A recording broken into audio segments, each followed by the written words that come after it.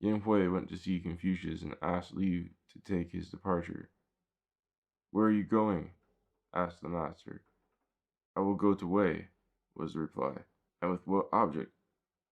"I have heard that the ruler of Wei is in the vigor of his years and consults none but himself as to his course. He deals with his state as if it were a light matter and has no perception of his errors. He thinks lightly of his people's dying.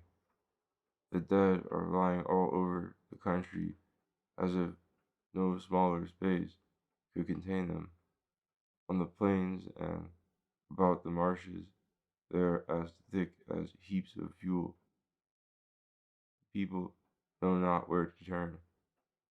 I have heard you, master, say, leave the state that is well governed, go to the state where disorder prevails.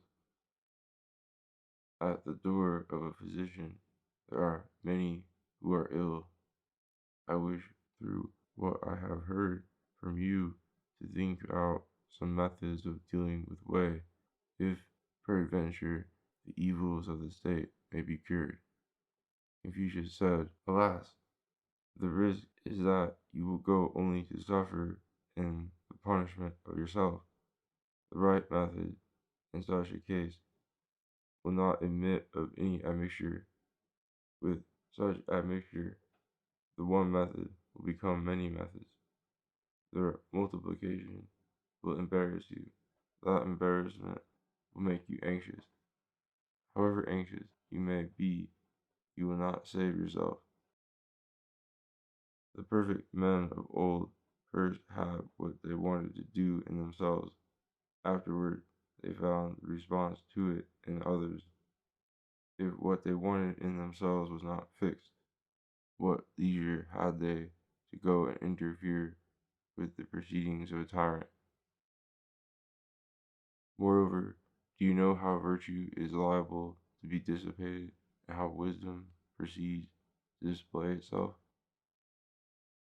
Virtue is dissipated in the pursuit of the name for it, and wisdom seeks to display itself in the striving with others. In the pursuit of the name, men overthrow one another. Wisdom becomes a weapon of contention. Both these things are instruments of evil and should not be allowed to have free course in one's conduct.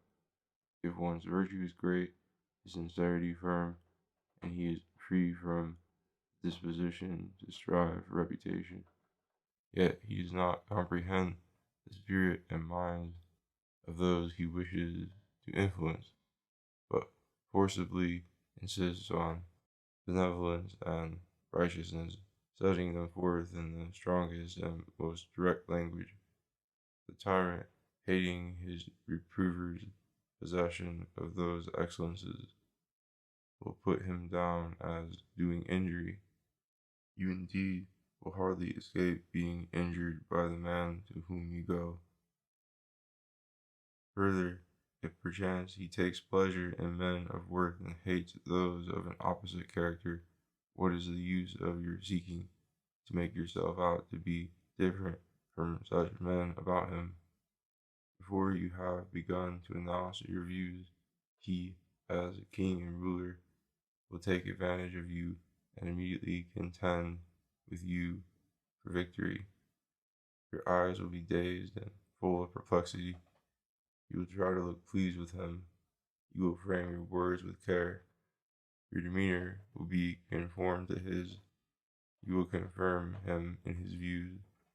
In this way, you will be adding fire to fire and water to water, increasing the evils which you deplore. To these signs of deferring to him there will be no end. You will be in danger, seeing he does not believe you, of making your words more strong, and you are sure to die at the hands of such a tyrant. And formerly Che killed Quan Long Feng, and Zhou killed the Prince Pecan, who bent down in sympathy with the lower people and opposed their superiors. On this account, the rulers compassed their destruction, such regard had they for their own fame. Again, Yao anciently attacked the states of Zhuang Tzu and Shu and Yu attacked the ruler of Hu. Those states were left empty with no one to continue their population, the people being exterminated. They had engaged in war without ceasing. Their craving for whatever they could get was insatiable, and this ruler of Wei is like them, one who craves after fame and greater substance. Have you not heard it? Those sages were not able to overcome the thirst for fame and substance. How much less will you be able to do so? Nevertheless, you must not have some ground for the course which you wish to take. Pray, try to tell it to me. Yan Hui said, May I go in uprightness and humility, using also every endeavor to be uniform in my plans of operation? No, indeed, was the reply. How can you do so? This man makes a display of being filled to overflowing with virtue and has great self-conceit. His feelings are not to be determined from his countenance. Ordinary men do not venture to oppose him, and he proceeds from the way in which he affects them to seek still more the satisfaction of his own mind.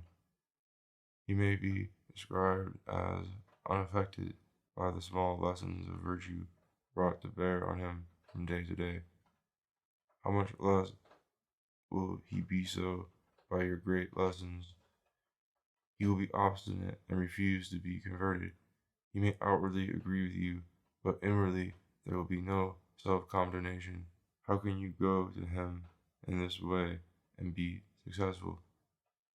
Yan Hui rejoined, Well then, while inwardly maintaining my straightforward intention, I will outwardly seem to bend to him.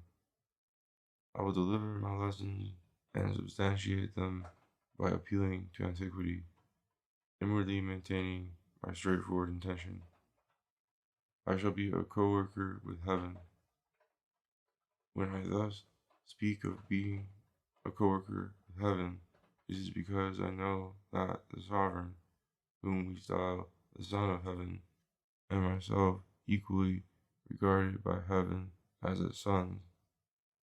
And should I then, as if my words were only my own, be seeking to find whether men approved of them or disapproved of them? In this way men will pronounce me a sincere and simple boy. This is what is called being a co-worker with heaven. Outwardly bending to the ruler, I shall be a co-worker with other men, to carry the memorandum tablet to court, to kneel, to bend with body reverentially. These are the observances of ministers. They all employ them, and should I presume not to do so? Doing what other men do, they would have no occasion to blame me. This is what is called being a fellow worker with other men. Fully declaring my sentiments and substantiating them by appealing to antiquity, I shall be a co-worker with the ancients. Although the words in which I convey my lessons may really be condemnatory of the ruler, they will be those of antiquity and not my own. In this way, though straightforward, I shall be free from blame. This is what is called being a co-worker with antiquity. May I go to Wei in this way and be successful? No, indeed, said Confucius. How can you do so? You have too many plans of proceeding and have not spied out the ruler of Wei's character.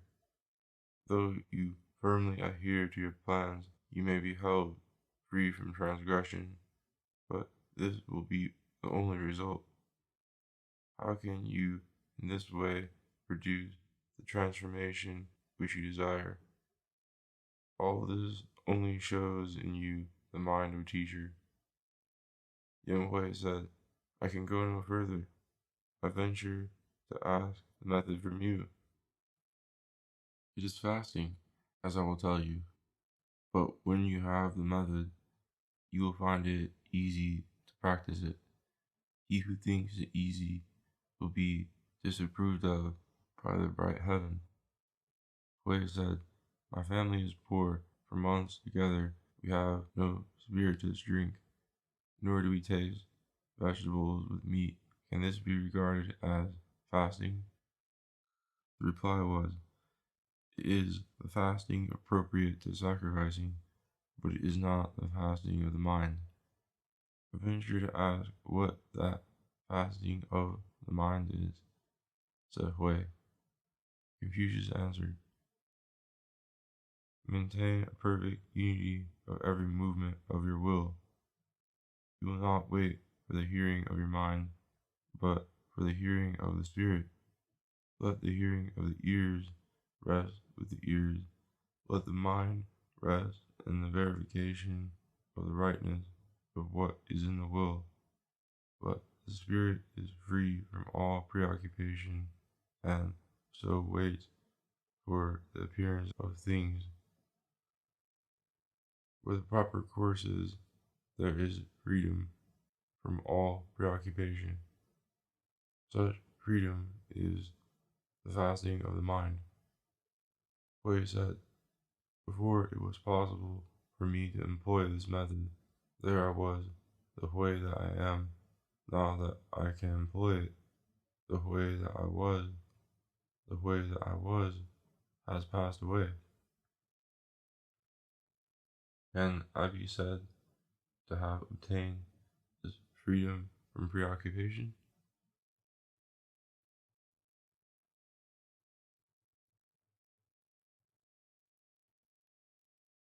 The master replied, "Entirely. I tell you that you can enter and be at ease in the enclosure where the ruler of Wei is, and not come into collision with the reputation that belongs to him. If he listens to your counsels, let him hear your notes.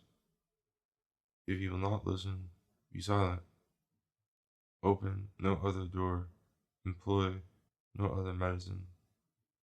Dwell with him as with a friend in the same apartment, as if you had no other option. You will not be far from success in your object. Not to move a step is easy. To walk without treading on the ground is difficult. In acting after the manner of men, it is easy to fall into hypocrisy. In acting after the manner of heaven, it is difficult to play the hypocrite. I have heard of flying with wings. I have not heard of flying without them. I have heard of the knowledge of the wise. I have not heard of the knowledge of the unwise. Look at that aperture in the wall. The empty apartment is filled with light through it. Felicitous influences rest in the mind, thus emblems as in their proper resting place. Even when they do not so rest, we have what is called the body seated and the mind galloping abroad. The information that comes through the ears and eyes is comprehended internally, and the knowledge of the mind becomes something external. When this is the case, the spiritual intelligences will come and take up their dwelling with us, and how much more will other men do so? All things thus undergo a transforming influence. This was the hinge on which Yu and Shun moved. It was this that Fu Shi and Shi Shu practiced all their lives. How much more should other men follow the same rule? Zi Cao, Duke of Shi, asked Confucius, saying, "The king is sending me to Chi on a mission that is very important. Chi will probably treat me with great respect, but will not be in a hurry to attend to business. Even an ordinary man cannot be readily moved to action, and how much less the prince of a state. I am very full of apprehension. You, sir, once said to me that of all things, great or small, there were few that, if not conducted in the proper way, could be brought to a happy conclusion. That if the thing were not successful, there was sure to be the evil of being dealt with as a criminal. That if it were successful, that was sure to be the evil of constant anxiety. That whether it succeeded or not, it was only the virtuous man who could secure its not being followed by evil. In my diet, I take what is coarse and do not seek delicacies. A man whose cookery does not require him to be using cooling drinks. This morning I received my charge, and in the evening I am drinking iced water. Am I not feeling the internal heat and discomfort? Such is my state before I have actually engaged in the affair. I am already suffering from conflicting anxieties, and if the thing does not succeed, the king is sure to deal with me after the manner of men. The evil is twofold. As a minister, I am not able to bear the burden of the mission. Can you, sir, tell me something to help me in the case? Confucius replied, in all things under heaven there are two great cautionary considerations. The one is the requirement implanted in nature, the other is the conviction of what is right. The love of a son for his parents is the implanted requirement and can never be separated from his heart. The service of his ruler by a minister is what is right, and from his obligation there is no escaping anywhere between heaven and earth. These are called the great cautionary considerations. Therefore, a son finds his rest in serving his parents without reference to or choice of place. This is the height of filial duty. In the same way, a subject finds his rest in serving his ruler without reference to or choice of the business. This is the fullest discharge of loyalty, when men are simply obeying the dictates of their hearts. The considerations of grief and joy are not readily set before them. They know that there is no alternative to acting as they do and rest in what is appointed. This is the highest achievement of virtue. He who is in the position of a minister or of a son has indeed to do what he cannot but do. Occupied with the details of the business in hand and forgetful of his own person, what leisure has he to think of his pleasure in living or his dislike of death? You, my master, may well proceed on your mission. But let me repeat to you what I have heard. In all intercourse between states, if they are near to each other, there should be mutual friendliness, verified by deeds. If they are far apart, there must be sincere adherence to truth in their messages. Those messages will be transmitted by ambassadors, but to convey messages that express the commonplace or the dissatisfaction of the two parties is the most difficult thing in the world. If they are those of mutual complacence, there is sure to be an overflow of expressions of satisfaction. If of mutual dissatisfaction, an overflow of expressions of dislike, but all extravagance leads to reckless language, and such language fails to command belief. When this distrust arises, woe to the ambassadors. Hence, the rules for speech says, Transmit the message exactly as it stands. Do not transmit it with any overflow of language. So is the ambassador likely to keep himself whole. Moreover, skillful wrestlers begin with open trials of strength, but always end with massed attempts to gain the victory. As their excitement grows excessive, they display much wonderful dexterity. Parties drinking according to the rules at first observe good order, but always end with disorder.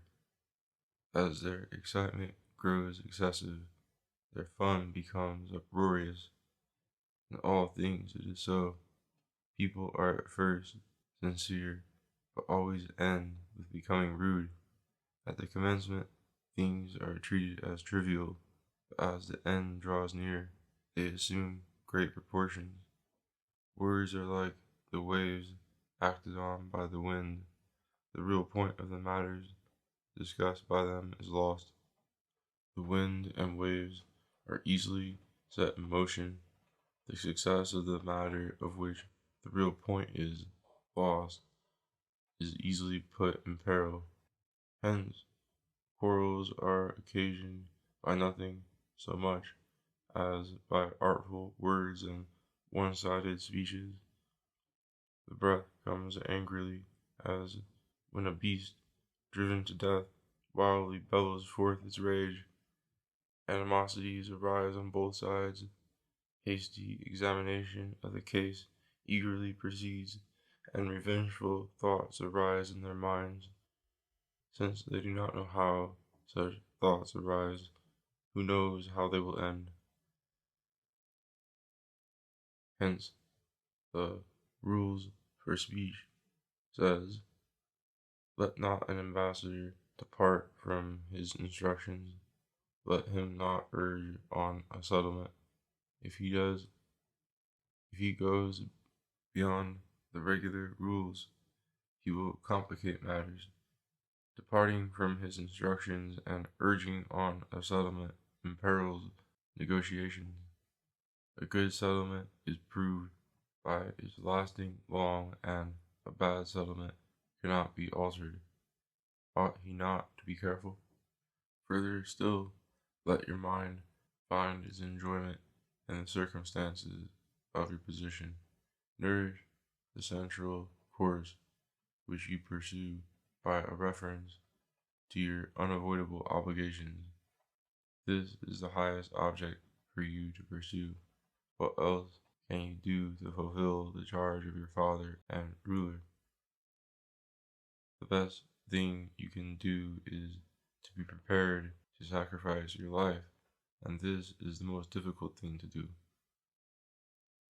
Yen Ho, being about to undertake the office of teacher of the eldest son of Duke Ling of Wei, consulted Chu Po Yu. Here, said he, is the young man whose natural disposition is as bad as it could be. If I allow him to proceed in a bad way, it will be at the peril of our state. If I insist on his proceeding in a right way, it will be at the peril of my own person. His wisdom is just sufficient to know the errors of other men, but he does not know how he errs himself. What am I to do in such a case? Chu Po Yu replied, good indeed is your question. Be on your guard, be careful, see that you keep yourself correct.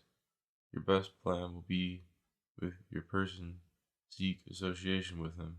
With your mind, try to be in harmony with him. Yet there are dangers connected with both of these things. While seeking to keep near him, do not enter into his pursuit. While cultivating a harmony of mind with him, do not show how superior you are to him. If in your personal association you enter into his pursuit, you will fall with him and be ruined.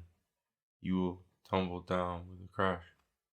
If in maintaining harmony with his mind, you show how different you are from him, he will think You do so for the reputation and name, and regard you as a creature of evil omen. If you find him to be a mere boy, be with him as another boy. If you find him one of those who will not have their ground marked out in the ordinary way, do not cross him in his peculiarities. If you find him to be free from lofty airs, show yourself to be the same, ever leading him on so as to keep him free from faults. Do you not know the fate of the praying mantis? It angrily stretches out its arms to arrest the progress of the carriage, unconscious of its inability for such a task, but showing how much it thinks of its own powers. Be on your guard, be careful. If you cherish a boastful confidence in your own excellence and place yourself in collision with him, you are likely to incur the fate of the mantis.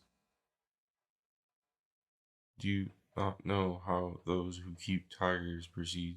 The keepers do not dare supply them with living creatures because of the rage that killing them will excite. They do not even dare to give them their food whole because of the rage that rending it will excite. Keepers watch till the hunger is appeased, dealing with them from their knowledge of natural ferocity. Tigers are different from men, but they fawn on those who feed them, and do so in accordance with their nature. When any of these are killed by them, it is because they have gone against that nature. Those, again, who are fond of horses preserve their dung in baskets and their urine in jars. If mosquitoes and gadflies light on them, and the grooms brush them suddenly away, the horses break their bits, injure the ornaments on their heads, and smash those on their breasts. The more care that is taken of them, the more does their fondness for their attendants disappear. Ought not caution to be exercised in the management of them? A master mechanic called Shi, on his way to Chi, saw an oak tree that was used as an altar for the spirits of the land. It was so large that an ox standing behind it could not be seen. It measured 100 spans round and rose up 80 cubits on the hill before it threw out any branches, after which there were 10 or so, from each of which a boat could be hauled out. People came to see it in crowds as in a marketplace. However, the mechanic did not look round at it, but held on his way without stopping. One of Shi's workmen, however, looked long and admiringly at it, then ran on to his master and said, "Since I followed you with my axe and bill, I have never seen such a beautiful mass of timber as this. Why would you, sir, not look round at it, but go on without stopping?" "Have done," said Shi, "and do not speak about it. It is quite useless. A boat made from its wood would sink, a coffin or shell would quickly rot, an article of furniture would go to pieces, a door would be covered with the exuding sap, a pillar would be riddled with insects. The material of it is good for nothing. Hence it is that it has attained to so great an age, no one has thought it worth cutting down." When Shi was returning, the altar oak appeared to him in a dream and said, "What other tree will you compare with me? Will you compare me to one of your ornamental trees? There are hawthorns, pear trees, orange trees, mellow trees, gourds, and other low fruit-bearing plants. When their fruits are ripe, they are knocked down from them and thrown among the dirt. The large branches are broken, and the smaller are torn away. So it is that their productive ability makes their lives bitter to them. They do not complete their natural term of existence, but come to a premature end. in the middle of their time, bringing on themselves the destructive treatment which they ordinarily receive. It is so, it is so with all things. I have sought to discover how it was that I was so useless till the effort nearly caused my death. Now that I have learned it, it has been of the greatest use to me. Suppose that I have possessed useful properties, should I have become of the great size that I am? And moreover, you and I are both things. Should one thing thus pass its judgment on another? How is it that you, a useless man, know all this about me, a useless tree? When Shi awoke, he kept thinking about his dream. The workman said, being so taken with its uselessness, how is it that it yet acts here as the altar for the spirits of the land? Be still, was the master's reply, and do not say a word. It simply happened to grow here. Thus, those who do not know it do not speak ill of it as an evil thing.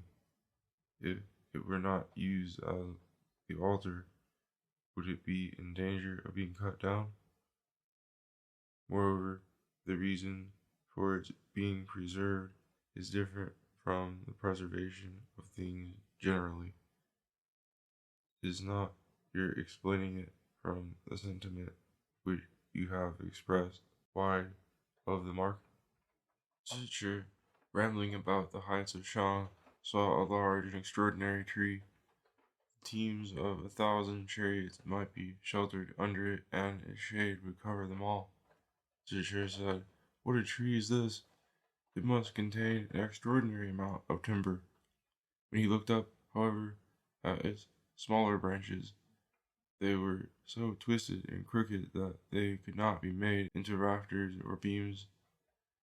When he looked down to its root, its stem was divided into so many rounded portions that neither coffin nor shell could be made from them. He licked one of its leaves, and his mouth felt torn and wounded. The smell of it would make a man frantic, as if intoxicated, for more than 3 whole days together. This indeed, said he, is a tree good for nothing, and it is thus that it has attained to such a size. Ah, and spirit-like men acknowledge this worthlessness and its result. In Song, there is the district of Qingshi, in which catalpas, cypresses, and mulberry trees grow well. Those of them which are a span or 2, or rather more, in circumference, are cut down by persons who want posts to tie their monkeys to. Those which are 3 or 4 spans round are cut down by persons who want beams for their lofty and famous houses, and those of 7 or 8 spans are cut down by noblemen and rich merchants who want single planks for their sides of their coffins. The trees, in consequence, do not complete their natural term of life and come to a premature end in the middle of their growth under the axe and bill. This is the evil that befalls them from their supplying good temper. In the same way, the Chie book specifies oxen that have white foreheads, pigs that have turned up snouts, men that are suffering from piles, and forbids their being sacrificed to the hoe. The wizards know them by these particularities and consider them to be inauspicious, but spirit-like men consider them on this account to be very fortunate. There was the deformed object Shu. His chin seemed to hide his navel. His shoulders were higher than the crown of his head. The knot of his hair pointed to the sky. His 5 viscera were all compressed into the upper part of his body. and his two thigh bones were like ribs. By sharpening needles and washing clothes, he was able to make a living. By sifting rice and cleaning it, he was able to support 10 individuals. When the government was calling out soldiers, this poor Shu would bear his arms among the others. When it had any great service to be undertaken because of his constant ailments, none of the work was assigned to him. When it was given out grain to the sick, he received 3 measures and 10 bundles of firewood. If this poor man, so deformed in body, was still able to support himself and complete his term of life, how much more may they do so whose deformity is that of their faculties? When Confucius went to Cheyu, the madman of Chu passed by his door and said, O Phoenix, how is your virtue degenerated? The future is not to be waited for, the past is not to be sought again. When good order prevails in the world, the sage tries to accomplish all his service. When disorder prevails, he may preserve his life. At the present time, it is enough if he simply escapes being punished. Happiness is lighter than a feather, but no one knows how to support it. Calamity is heavier than the earth, and yet no one knows how to avoid it. Give over approaching men with the lessons of your virtue. You are in peril, hurrying on where you have marked out the ground against your advance. I avoid publicity, that my path may not be injured. I pursue my course, now going backward, now crookedly, that my feet may not be hurt. Ye ferns, ye thorny ferns, will injure not my way. To save my feet, I backward turn, or winding stray. The mountain by its trees weakens itself. The grease which ministers to the fire fries itself. The cinnamon tree can be eaten, and therefore it is cut down. The varnish tree is useful, and therefore incisions are made in it. All men know the advantage of being useful, but no one knows the advantage of being useless.